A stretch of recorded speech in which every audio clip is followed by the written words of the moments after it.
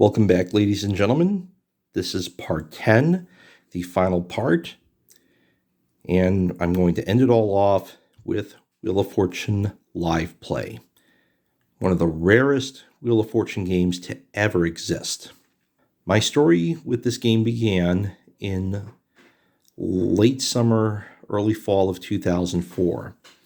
I was online at a site discussing home versions of popular game shows.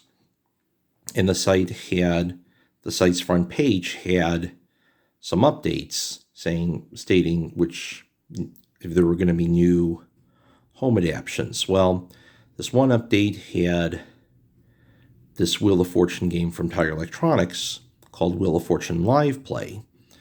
So called because it let you play along with the TV show. There were no pictures posted, but I did a Google search and saw some pictures of it. It was a very unusual and very unique looking Wheel of Fortune game. And when I saw it, I was just like, wow, this looks really cool. I want this, The thing that really stuck out to me was the wheel layout. There are a lot of very interesting oddities. For example, you have a free spin space, and instead of being T-shaped, you have a horizontal free and vertical spin, like the wedge that was used on Wheel of Fortune from the 1974 pilots all the way until 1989. Instead of being T-shaped, it was all vertically oriented, like in Tiger's 1996 original game. Those weren't all. Instead of being colored silver, like the one used on the show at the time, the $5,000 space is pink, and it's also adjacent to a lose a turn, which is something I really wasn't used to, but thought it was pretty cool. And then you have the $10,000 space. Instead of being gold, like the one used on the show at the time, albeit being a cash prize, the $10,000 space, instead of being gold, was colored lavender. And instead of it being between two bankrupts, it was, instead of being one peg wide and between two one peg wide bankrupts, it was a full wedge, and it was adjacent to only one bankrupt. And then you have this area, the 800, the 350, the 400, the 450, and the 700. While the 450 and 700 were colored pink and teal respectively back in 2004, the year that this game was supposed to be released, instead of being colored pink and teal respectively, 450 and 700 were colored blue and yellow, similar to how they were colored back in the early 90s, albeit with 700 being orange rather than yellow. And there are also a whole bunch of cash values being switched about, especially considering that instead of being 24 wedges, the wheel had only 20 wedges. So it resulted in some unusual colors for certain values, such as a yellow 550 and a lavender 800. You don't see those every day. This wasn't the only time that 550 was going to be yellow. There were a couple other layouts, such as I think around 3 or 4 of the 1974 pilots that had a yellow 550. Some set piece layouts used from the late 80s to early 90s on the actual show. Also, this one set piece had a yellow 550.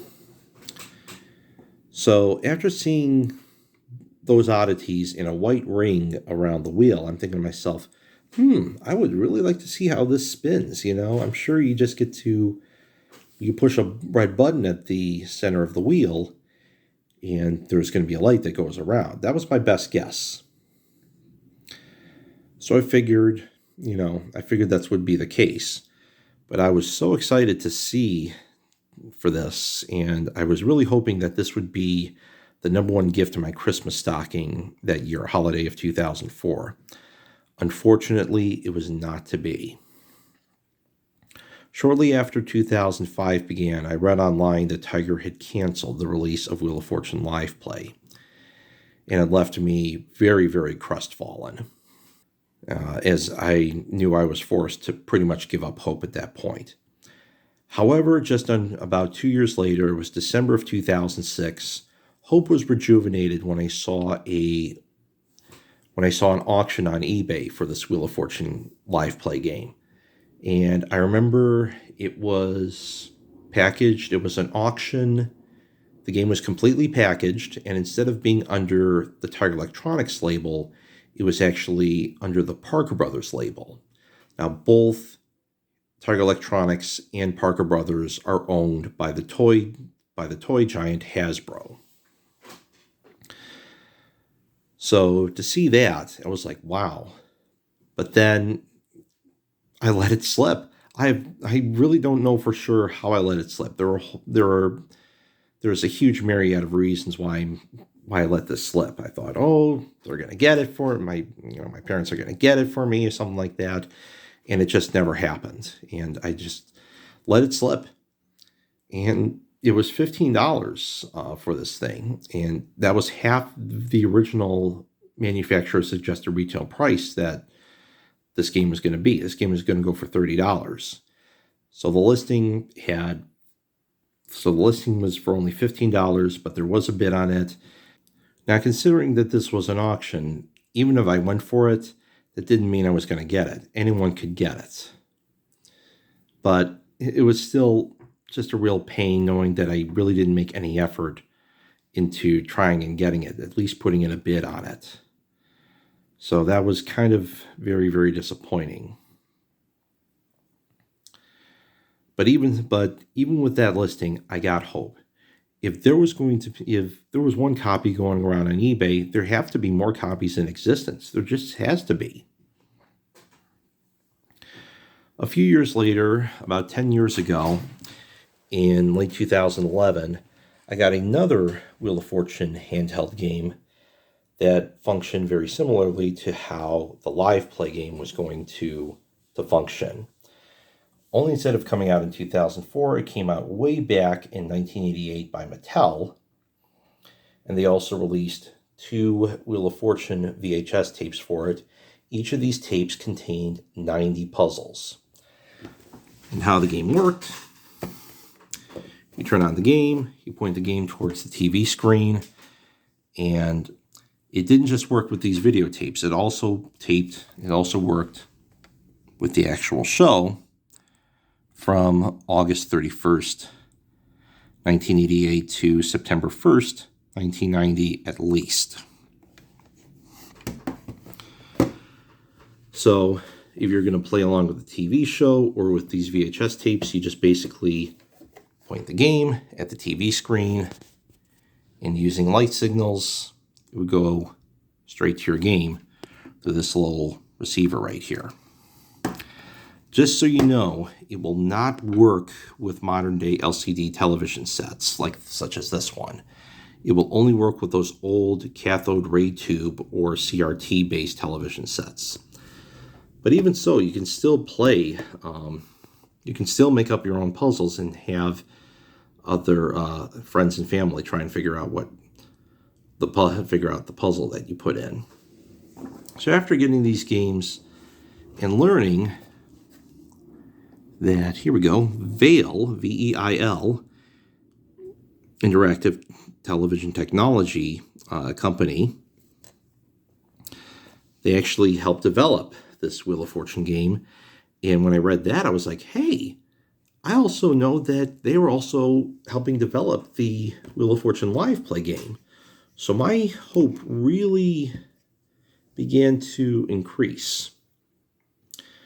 Now, there were some online friends of mine. I told them about this, and I gave them as much information as I could about Wheel of Fortune Live Play. And a friend of mine even made